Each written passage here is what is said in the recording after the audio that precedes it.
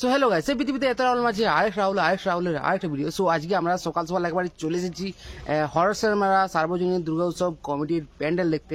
আর এই বছরের এইখানে থিম হচ্ছে বাংলা মোদের গর্ব, বাংলা বলি কি করে, বাংলা মনের ভিতরে। সো চলো এখনো পর্যন্ত কতদূর কি হয়েছে আমরা সমস্ত কিছু দেখে নেবো এই ভিডিওর মাধ্যমে। তার আগে তোমাদের এখানে লোকেশনটা বলে দিই, তোমরা এইখানে কিভাবে আসবে। এবার চলো সো তোমাদেরকে বলে দিই এখানে লোকেশনটা, তোমরা এখানে কিভাবে আসবে। সো এই দিক থেকে আমরা যদি আসি তাহলে দেখতে পাবো যে সাকারিপাড়ার মোড় থেকে, আর এই দিক থেকে যদি আমরা আসি তাহলে লালবাজার বাজার দিক থেকেও আসতে পারবো, আর এই দিক থেকেও যদি আসি তাহলে বাজার দিক থেকে আসতে পারবো।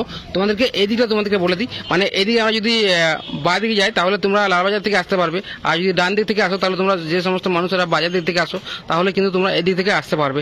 আর এই যে সামনে কিন্তু এই বছর হরর সিনেমার থিম যা অন্য লেভেলের করেছে। সো চলো আমরা আস্তে আস্তে ভিতরে যাই, আর ভিতরে গিয়ে তোমাদেরকে সমস্ত কিছু দেখাচ্ছি। আর ভিতরে ঢুকে দেখি প্রায় অনেকটা কাজ এগিয়ে গেছে, প্রায় অনেকটা কাজ। হ্যাঁ, এইখানে এই বছরের থিম হচ্ছে বাংলা মোদের গর্ব, আর বাংলা বলি কি করে, বাংলা মনের ভিতরে। আর এখানে দেখতে পাবো যে বাংলার যে সমস্ত ঐতিহ্যপূর্ণ দিনগুলো সেগুলো কিন্তু এখানে ফুটিয়ে তোলা হয়েছে। বা এখানে দেখতে পাবে টুসু পুজোর একটা আলপনার ছবি দিচ্ছে একজন মহিলা, আর সামনে কিন্তু টুসু পুজো হচ্ছে।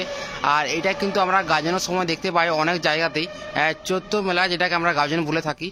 আর এই সাইডটাতে হচ্ছে যে পৌষ পার্বণ পরব।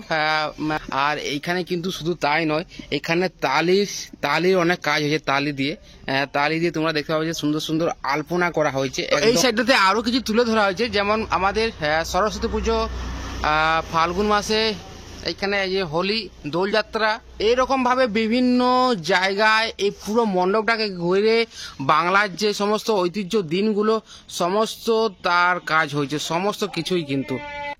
আর এই জায়গাটা দেখতে পাবে তোমরা এই যে শিলনোড়া, তারপরে হলুদ, ধান এইসব দিয়ে এই জায়গাটাতে একটা সাজানো রয়েছে।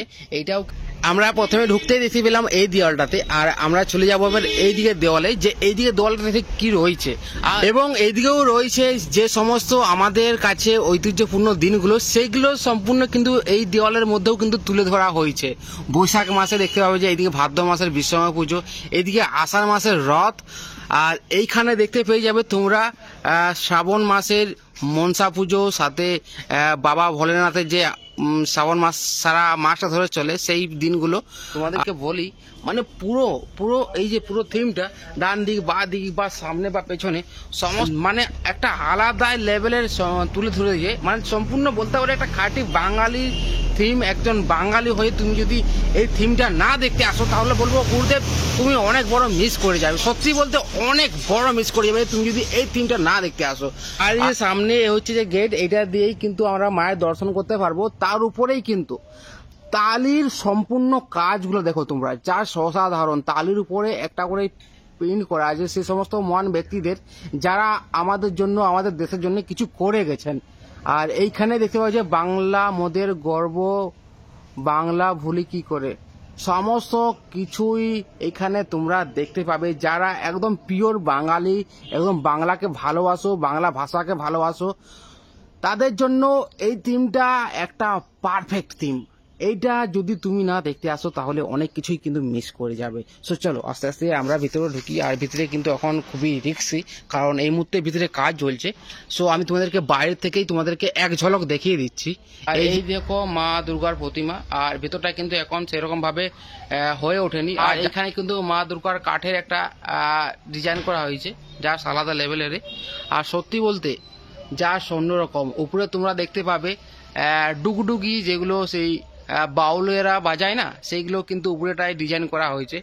আর ওই দিকটাতে একটা লাল পর্দার মতন মনে হয় ওই দিকটাতে বাইর পথ হতে চলেছে, কারণ সামনে কোথাও সেরকম ভাবে বাইর পথ আমি দেখতে পেলাম না।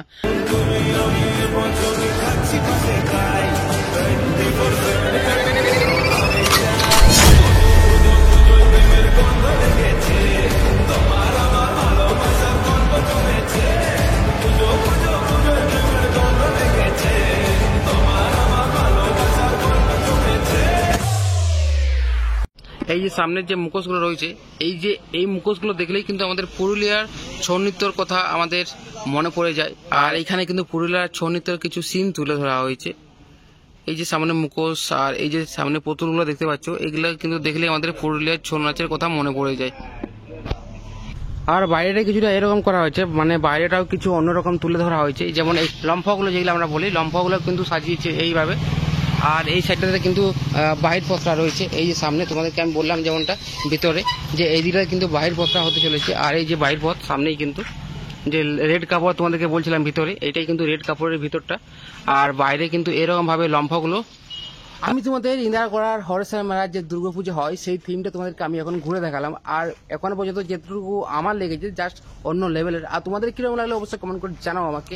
আর সত্যি বলতে এই যে হরেশ্বর মেলার সার্বজনীন দুর্গোৎসব, এটা এখনো পর্যন্ত অনেকটা এগিয়ে, কারণ অনেক জায়গায় কিন্তু সেরকমভাবে কোনো কিছু রেডি হয়নি সেরকমভাবে। আর এখানে কিন্তু প্রায় অনেকটা কাজ কমপ্লিট বলতে পারো।